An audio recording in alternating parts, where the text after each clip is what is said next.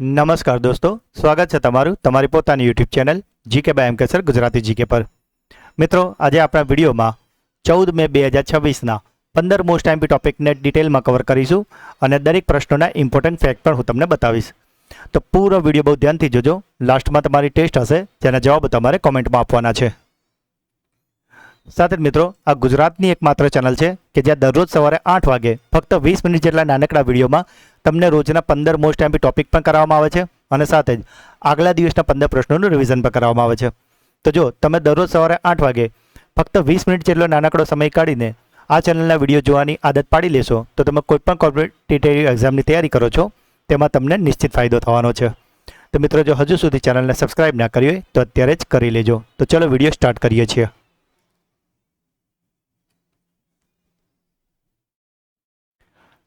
અસમના નવા મુખ્યમંત્રી તરીકે કોણે શપથ લીધા છે? તો મિત્રો, અસમના નવા મુખ્યમંત્રી તરીકે ફરીથી શપથ લીધા છે હેમંત બિસ્વા શર્માએ. ભાજપના વરિષ્ઠ નેતા હેમંત બિસ્વા શર્માએ સતત બીજી વખત અસમના મુખ્યમંત્રી તરીકે શપથ લીધા છે. ગુવાહાટીનું જે ખાનપારા મેદાન છે ત્યાં રાજ્યપાલ લક્ષ્મણ પ્રસાદ આચાર્યએ તેમને પદ અને ગુપ્તતાના શપથ લેવડાવ્યા હતા. આ ભવ્ય શપથ સમારોહમાં વડાપ્રધાન નરેન્દ્ર મોદી અને ગૃહમંત્રી અમિત શાહ સહિત અનેક દિગ્ગજ નેતાઓ પણ હાજર હતા. મિત્રો, હેમંત બિસ્વા શર્માની વાત કરીએ તો તેઓ અસમના ઇતિહાસમાં સતત બીજી વખત મુખ્યમંત્રી બનનારા પ્રથમ બિન કોંગ્રેસી નેતા બન્યા છે અને તાજેતરમાં જે વિધાનસભા ચૂંટણીઓ યોજાઈ હતી તેમાં ભાજપ પ્રેરિત એનડીએ ગઠબંધને 126માંથી 102 બેઠકો પર પ્રચંડ વિજય મેળવ્યો છે.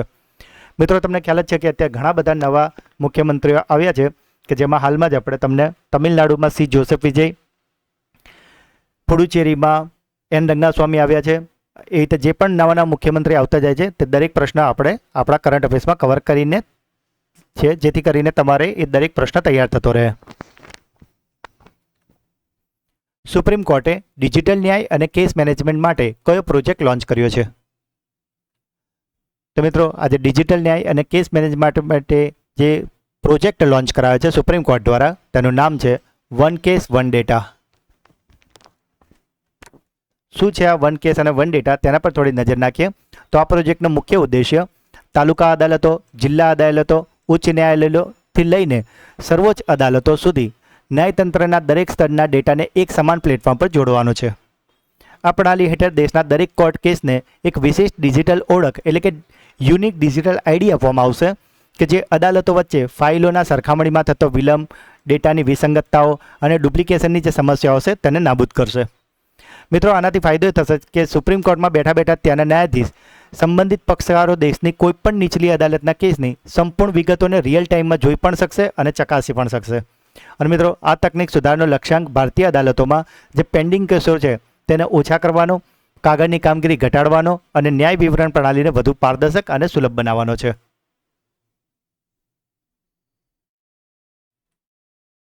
મહિલાઓની સુરક્ષા સુનિશ્ચિત કરવા માટે કયા રાજ્યએ સિંગાપેન સ્પેશિયલ ટાસ્ક ફોર્સની રચના કરી છે? તો મિત્રો, આ જે સિંગાપેન સ્પેશિયલ ટાસ્ક ફોર્સ છે તેની રચના કરાઈ છે તમિલનાડુ દ્વારા. મિત્રો, તમને ખ્યાલ જ છે કે તમિલનાડુમાં હાલમાં જ નવા મુખ્યમંત્રી એટલે કે 9મા મુખ્યમંત્રી તરીકે શપથ લીધા છે સી જોસેફ વિજય એટલે કે થલાપતિ વિજયે, અને તેમણે મુખ્યમંત્રી બન્યા પછી તરત જ આ સિંગાપેન સ્પેશિયલ ટાસ્ક ફોર્સની રચના કરી છે કે જે મહિલાઓની સુરક્ષા સુનિશ્ચિત કરવા માટે બનાવી છે. અને મિત્રો, તમને જણાવી દઉં કે આ સિંગાપેન એ તમિલ શબ્દ છે અને તેનો મતલબ થાય છે સિંહણ.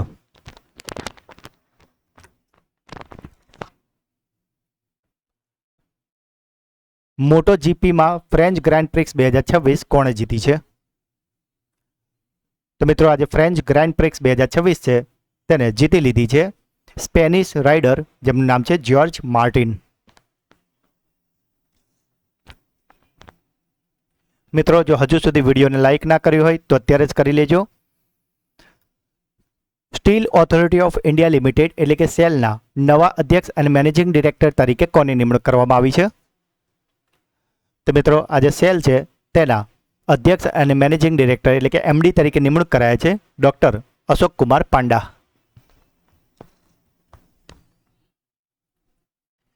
મેઘાલયની પ્રથમ મહિલા મુખ્ય ન્યાયાધીશ કોણ બન્યા છે? તો મિત્રો મેઘાલયના જે પ્રથમ મહિલા મુખ્ય ન્યાયાધીશ છે તેમનું નામ છે જસ્ટિસ રેવતી મોહિતી ડેરે.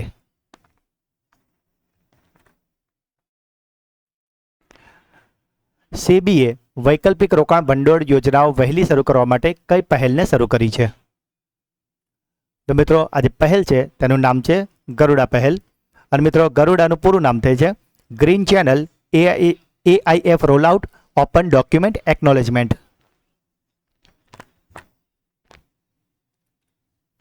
તાજેતરમાં ભારતની અધ્યક્ષતામાં કિમરેલ પ્રોસેસ ઇન્ટરસેશનલ મીટિંગ 2026 ક્યાં યોજાઈ હતી?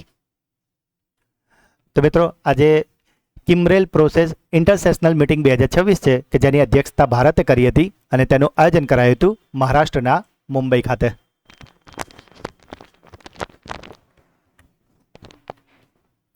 દસમો હિન્દ મહાસાગર સંવાદ ક્યાં યોજાયો હતો?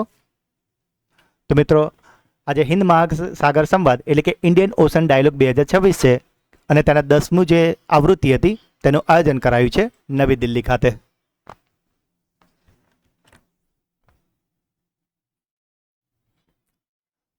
લોરા ફર્નાન્ડીઝે કયા દેશના બીજા મહિલા રાષ્ટ્રપતિ તરીકે શપથ લીધા છે? તો મિત્રો લોરા ફર્નાન્ડીઝ છે કે તેઓ બીજા મહિલા રાષ્ટ્રપતિ તરીકે શપથ લીધા છે. તેમણે તે દેશ છે કોસ્ટારિકા.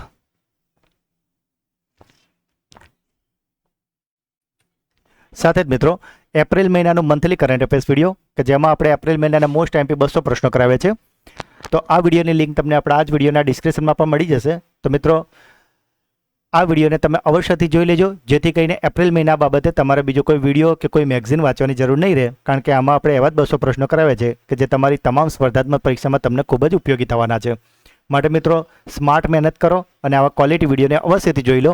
અને સાથે જ મિત્રો આવા તમારે આગળના મહિનાઓના વિડીયો જોવા હોય તો આ જેવો એપ્રિલ 2026નો છે તેવો જ માર્ચનો કે પછી માર્ચનો, ફેબ્રુઆરી, જાન્યુઆરી, ડિસેમ્બર દરેક મહિનાના 200 પ્રશ્નોના વિડીયો આપણી ચેનલ પર છે જ.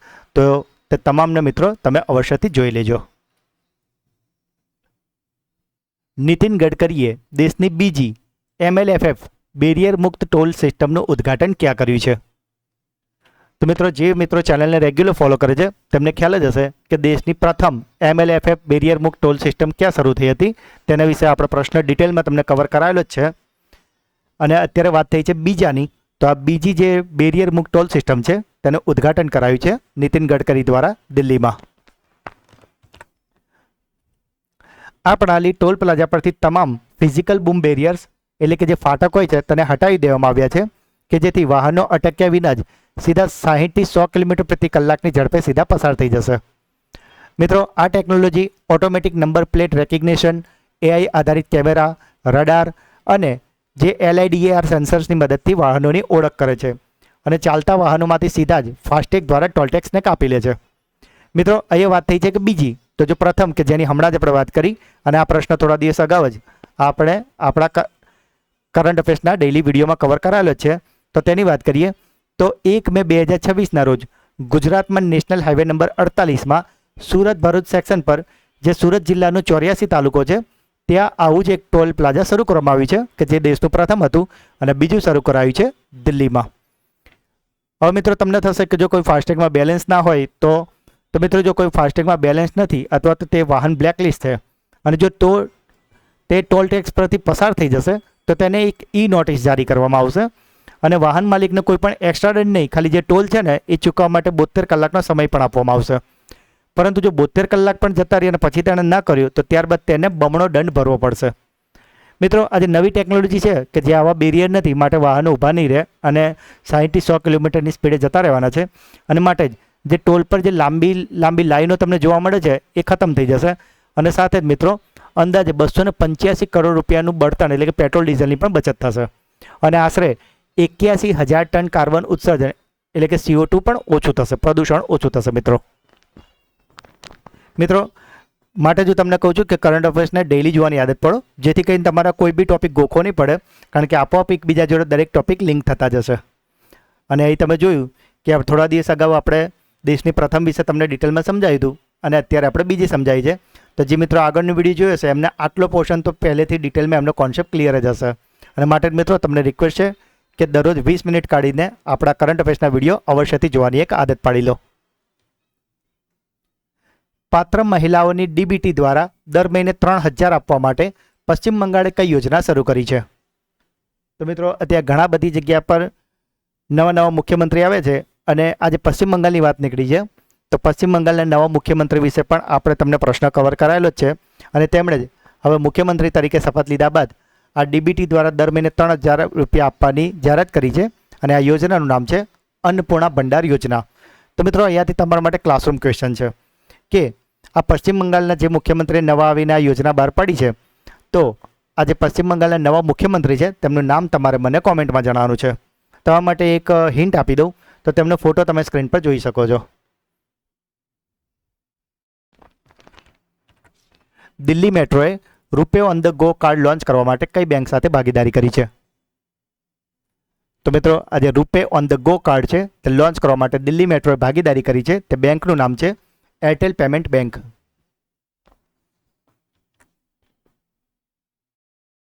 તાજેતરમાં કયા રાજ્ય અથવા તો કેન્દ્ર શાસિત પ્રદેશમાં 100 દિવસીય નશામુક્ત અભિયાન શરૂ કરવામાં આવ્યું છે? તો મિત્રો, આ જે 100 દિવસીય નશામુક્ત અભિયાન છે તેને શરૂ કરવામાં આવ્યું છે જમ્મુ અને કાશ્મીરમાં. યુગાન્ડાના રાષ્ટ્રપતિ તરીકે સતત 7મી વખત કોણે શપથ લીધા છે? તો મિત્રો, સતત 7મી વખત યુગાન્ડાના રાષ્ટ્રપતિ તરીકે શપથ લીધી છે યોવેરી મુસેવેનીએ.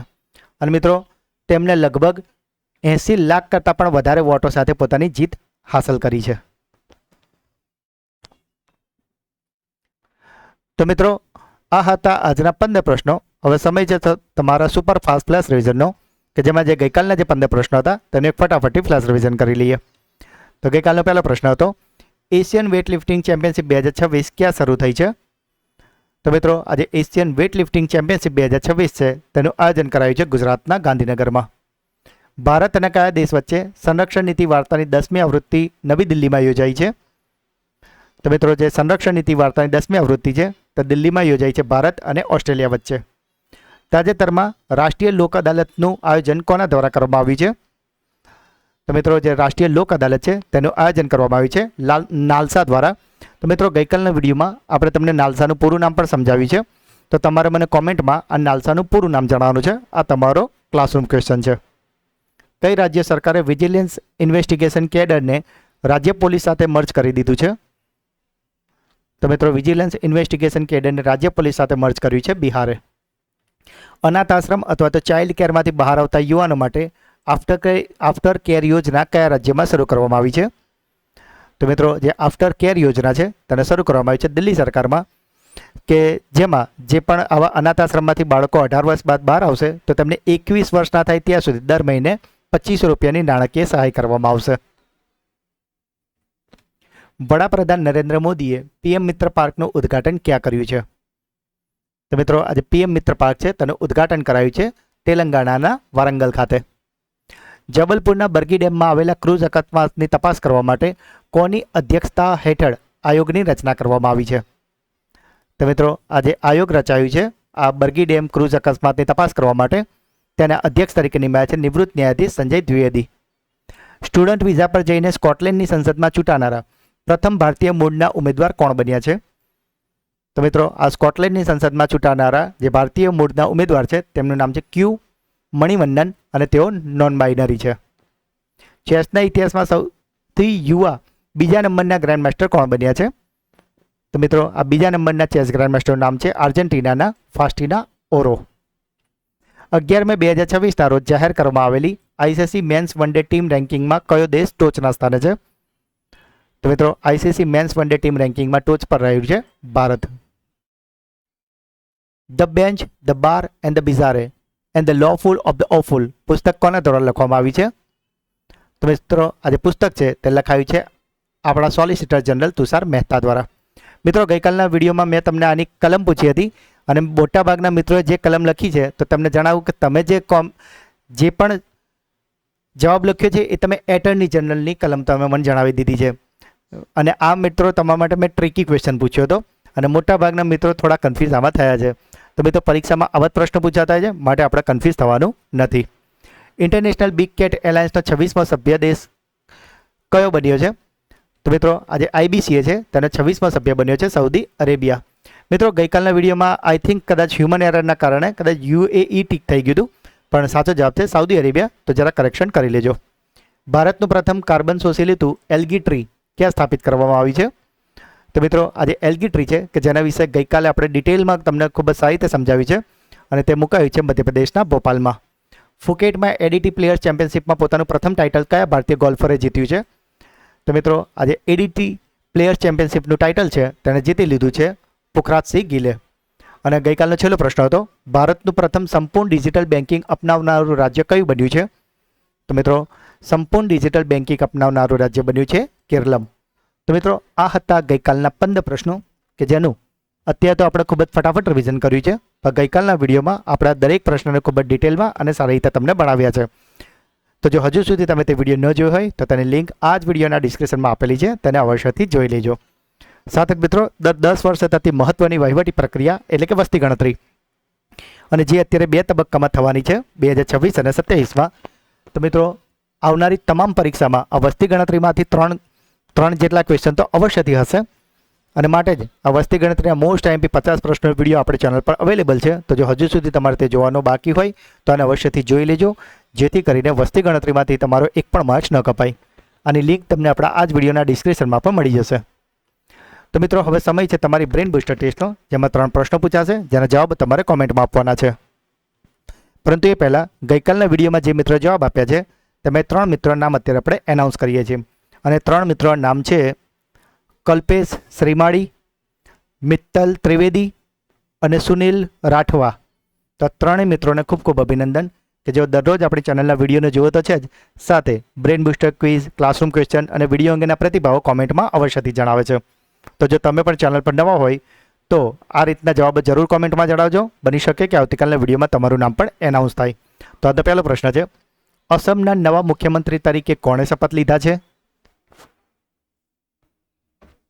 નીતિન ગડકરીએ દેશની બીજી MLFF બેરિયર મુક્ત ટોલ સિસ્ટમનું ઉદ્ઘાટન ક્યાં કર્યું છે? અને છેલ્લો પ્રશ્ન, તાજેતરમાં કયા રાજ્ય અથવા તો કેન્દ્ર શાસિત પ્રદેશમાં 100 દિવસીય નશા મુક્ત અભિયાન શરૂ કરવામાં આવ્યું હતું?